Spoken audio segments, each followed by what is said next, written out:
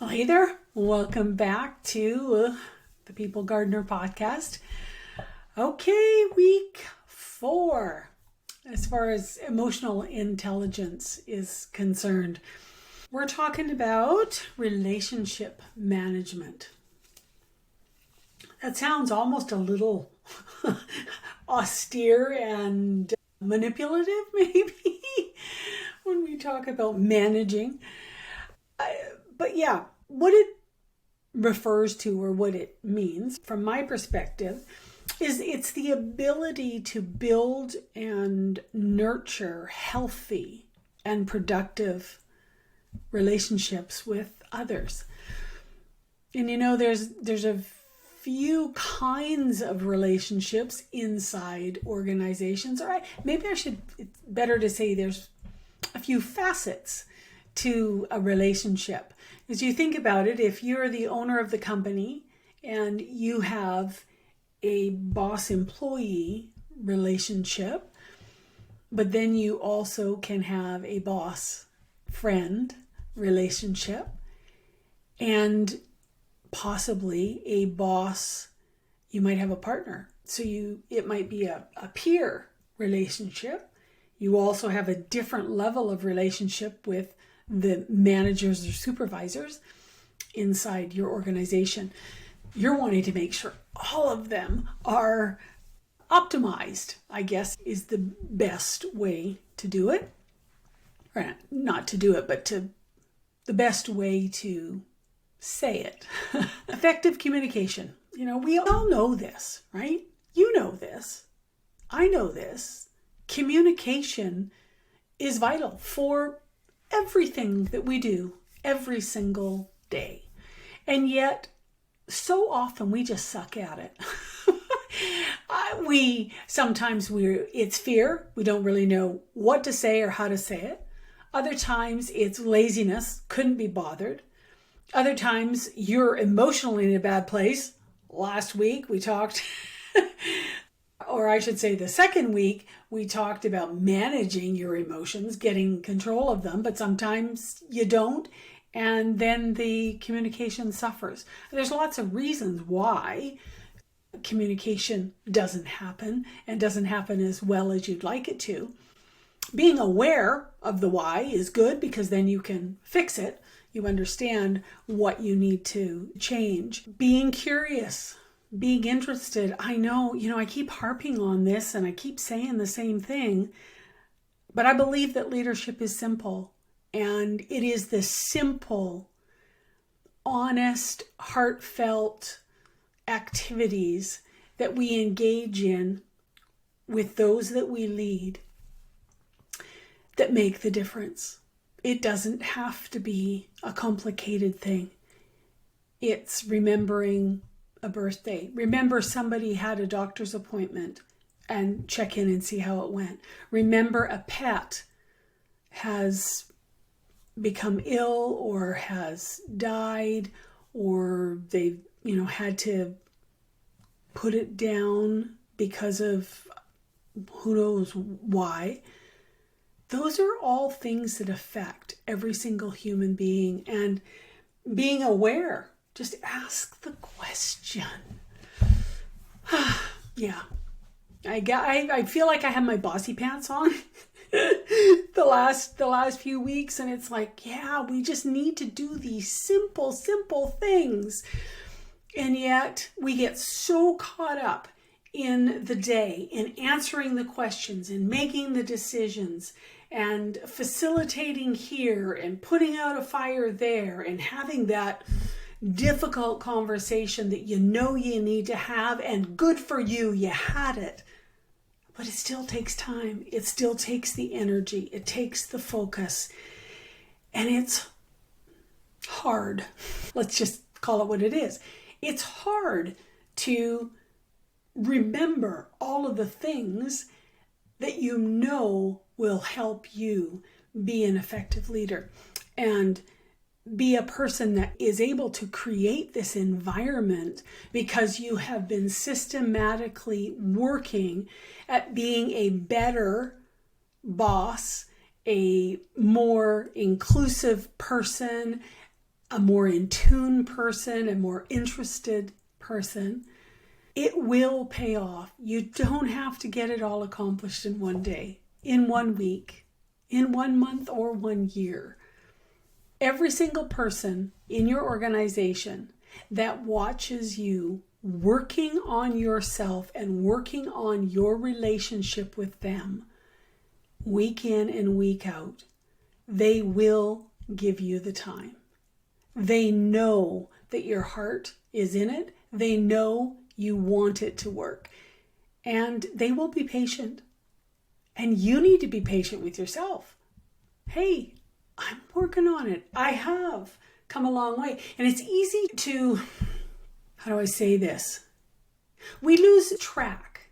If you don't, at the beginning of this change, of this whole self-awareness, emotional intelligence, if you don't have a measurement, if you don't have a place that you've drawn a line in the sand, this is where I'm at. As you go through, it's hard for you to look back and say, you know what? I have grown. This is good because I was there and now I'm here. With relationships with people, you are getting the benefit of that feedback on a regular basis. So for this relationship part that we're talking about, managing relations, it's one of the nicest parts of this because you get feedback. You're interacting with these people. You can feel the difference in the relationship. They're responding to your curiosity. They're responding to your interest in them. They're responding to your care and to your concern. When you become really strong at this skill, this relationship management, you have the ability to inspire and influence your team. This is what I talked about in a few podcasts ago, I guess, is creating a team of raving fans. Raving fans, they love you. They cheer for you. They will follow you where you want them to go. They're all in because they know that you're all in for them. You have that influence. You have that inspiration ability. You can't get there by being self-centered. You can't get there without sharing yourself and being interested in the people that you lead. Another part of the relationship management is fostering positive connections. So that could be putting people on your team together that you feel would be a good fit. And often what happens is you can move people. You might even be moving somebody to another department, but it's what's best for them.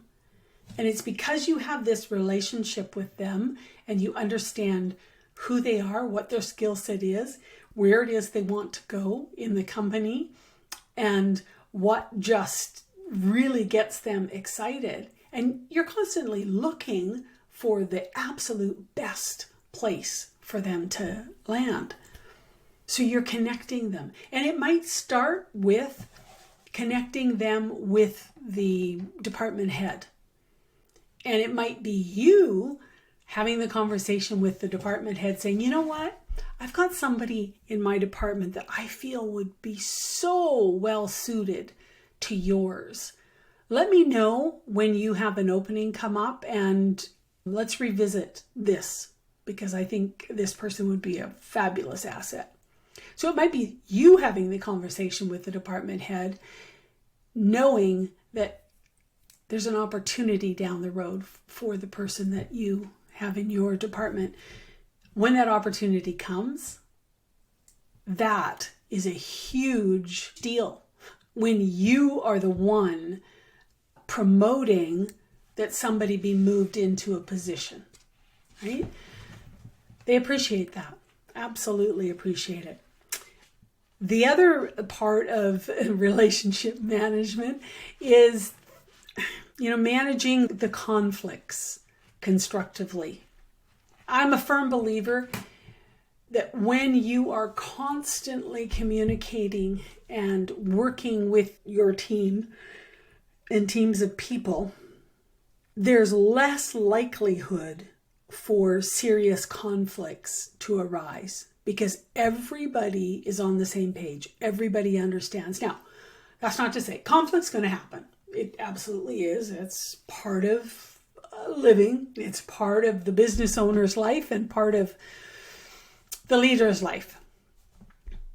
But it doesn't have to be a full-blown volcano when every day you're working at answering in any of the questions and knocking out those little embers, those little flames, addressing everything immediately and being open, letting people know that you are available. I've got a podcast episode. Make sure I get it right here. So it's rhondadelaney.com/episode 90. And it's, is your door really open? Part of the relationship is having that open door that people understand they're more than welcome to walk through it and talk with you about anything that's necessary, anything that's happening in their life, inside or outside the company. That's a great episode to look at. And then episode 78, so rhondadelaney.com/episode 78, that's tending your people garden. And that speaks a lot to this relationship management. Looking after your people. Looking after all aspects of what happens inside the building pertaining to their job and how they interact with everybody else. But it's also whatever's going on in their life. Being open and being interested, being curious to that. That builds the relationship. So how are you going to build on the relationships that you already have? What could you do today, tomorrow, next week, and then continue the practice? What could you do that would help to foster the relationships? Find questions. Find activities. And I know that there's lots of help out there. There's lots of help on the internet, lots of ideas. You know your people. You may not think you do, but you do if you sit down and figure that out about each person. What do I know? And how could I know more so that I build these strong relationships? Because the thing is, when things get tough, and they're going to, every business has its ups and downs, you want a team of raving fans that has your back when things get tough, because they're second to none. They will go all out, all in, and help weather that storm. That's it for this week. We'll talk to you again next week.